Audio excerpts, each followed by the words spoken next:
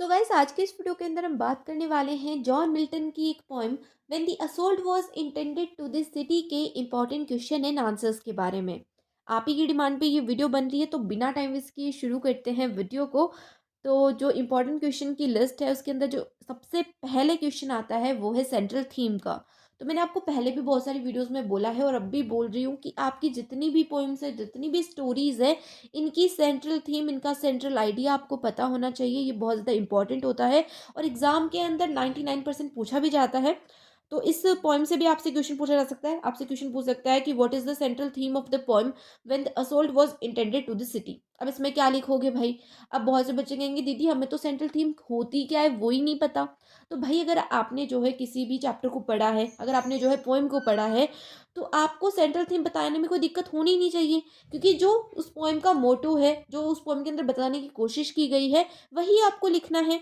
जैसे कि ये जो पोएम है इसके अंदर क्या हुआ था, इसके अंदर जो है लड़ाई झगड़े होते हैं, है ना। जो चार्ल्स फर्स्ट है उन्होंने जो है अटैक करना था सिटी के ऊपर। तो हमारे जो जॉन मिल्टन है वो क्या करते हैं, एक पोएम लिख देते हैं और उसे अपने घर के बाहर लगा देते हैं, ताकि जो भी आर्मी का बंदा वहां पर आकर के उनके घर पर अटैक करेगा, वो सबसे पहले उस पोएम को पढ़ेगा और फिर जो है उनकी रक्षा करेगा।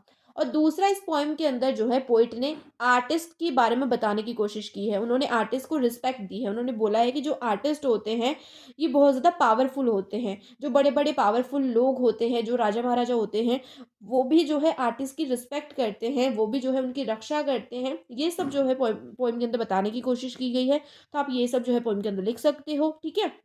तो स्क्रीन के ऊपर आपको जो है इस क्वेश्चन का आंसर दिख रहा होगा। ये जो आंसर है आप जो है इस पोएम के अंदर लिख सकते हो। और अगर आपको लगता है कि ये पॉइंट्स भी हमें लिखने चाहिए, या फिर आप कुछ और भी जो है एड ऑन करना चाहते हो आंसर के अंदर, तो वो भी आप कर सकते हो। मैंने आपको जो है एक तरह से आइडिया दे दिया है कि आप इस आंसर में क्या क्या लिखोगे, ठीक है। तो अगर आपसे जो है सेंट्रल थीम पूछ ले पोएम की, सेंट्रल आइडिया पूछ ले, तो आपको जो है फटाफट से जाकर के उस पोएम के बारे में लिख करके आ जाना, और कुछ आपको लिखना नहीं है। सबसे पहले तो आप ये लिखोगे कि इस पोएम को लिखा कब गया था। जैसे कि इस पोएम को 18 सेंचुरी में लिखा था, है ना, जॉन मिल्टन ने इसे लिखा था। तो ये छोटी मोटी सी डिटेल्स आप दे दो। उसके बाद में जो है आप लिखना शुरू कर दो पोएम के बारे में, कि पोएम में क्या बताने की कोशिश की गई, क्या क्या दिखाने की कोशिश की गई। अगर आप ये सब कर देते हो तो पूरे में से पूरे नंबर आपके हैं, कोई भी आपके नंबर नहीं कट करेगा। अब इसी बात पे चलते हैं नेक्स्ट क्वेश्चन पे। तो नेक्स्ट क्वेश्चन आपसे पूछ सकता है की पॉइंट्स पे। अब की पॉइंट हो गया, सेंट्रल आइडिया होगा, सेम ही चीज़ें होती हैं, बहुत हद तक ये सेम ही होता है। और मैं आपको एक और बात बता दूं कि किसी भी चैप्टर से एक या दो क्वेश्चन ही पूछता है, इससे ज़्यादा नहीं पूछा जाता आपसे, ठीक है। एग्जाम के अंदर आपसे किसी भी चैप्टर से एक या दो क्वेश्चन ही पूछेगा, ज़्यादा क्वेश्चन नहीं पूछेगा। तो ज़्यादा टेंशन लेने की ज़रूरत नहीं है। और ये जो चैप्टर्स होते हैं इनसे ज़्यादातर जो है सेंट्रल आइडिया ही पूछा जाता है, सेंट्रल थीम ही पूछी जाती है, या फिर क्रिटिकल एनालिसिस पूछ लेता है। इससे ज़्यादा कुछ भी नहीं पूछता है, ठीक है। तो आपको घबराने की, टेंशन लेने की बिल्कुल भी ज़रूरत नहीं है। तो अब की पॉइंट्स में क्या लिखोगे, वही लिखना है कि जो यहाँ पे हुआ था। जैसे कि हमारे जो जॉन मिल्टन है उन्होंने सबसे पहले क्या किया, उन्होंने सोल्जर से बोला है कि वो जो है उन्हें प्रोटेक्ट करें, सिटीजन्स को प्रोटेक्ट करें जो कि डिफेंसलेस है। सिटी के अंदर हमला हो रहा था, तो वो क्या करते हैं, वो बोलते हैं उन सोल्जर से, उन आर्मी के हीरोज से कि आप जो है हमें प्रोटेक्ट करो।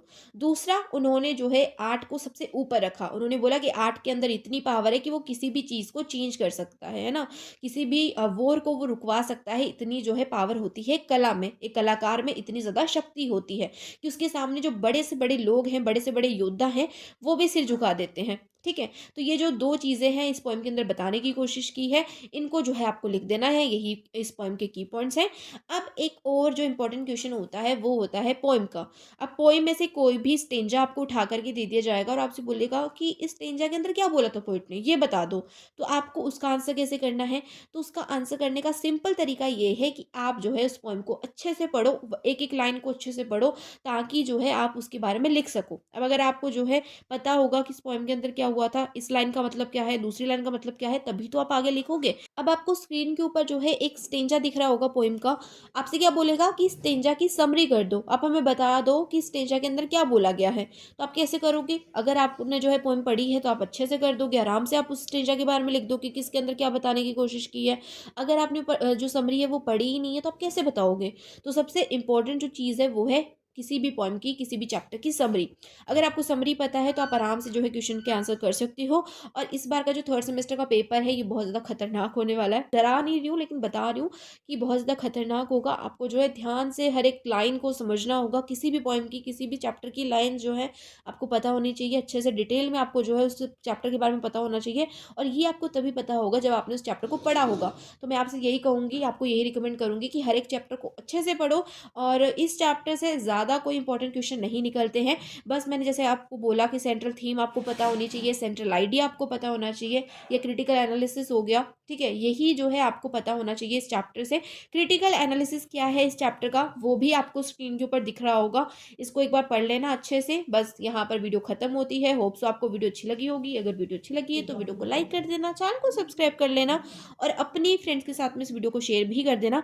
और मुझे बता भी देना कि नेक्स्ट वीडियो किस टॉपिक पे चाहिए। तो बस मिलते हैं नेक्स्ट वीडियो में, तब तक के लिए bye bye, take care, keep watching, keep learning, love you all.